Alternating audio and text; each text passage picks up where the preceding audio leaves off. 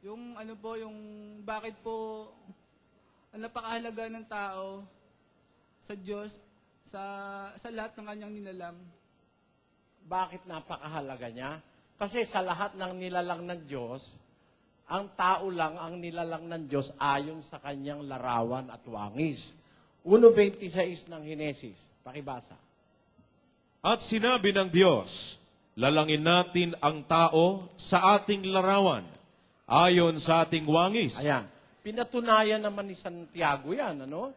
Na ang tao talaga nilalang sa wangis at larawan ng Diyos. Kaya ang tao naging napakahalaga sa Diyos sapagkat, kumbaga, sa importansya, mas importante ang tao kaysa sa anghel. Mas mahal ng Diyos ang tao kaysa sa anghel. Basahin natin ang Ebreo, kapatid na Mel. Kapitulo 2. 2.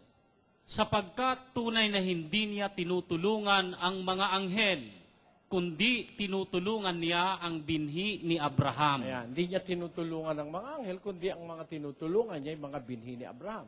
Therefore, mas mahal ng Diyos ang tao kaysa sa anghel. At ang anghel, nung magkasala, hindi pinatawad ng Diyos eh. Basahin natin ang 2:4 ng ikalawang Pedro. Sapagkat kung ang Diyos ay hindi nagpatawad sa mga anghel, nang magkasala ang mga yaon, kundi sila'y ibinulid sa impyerno at kinulong sa mga hukay ng kalaliman upang ilaan sa paghuhukom. Ayon. Kaya, mas ang pabor ng Diyos nasa tao. Yun ang nasa Biblia.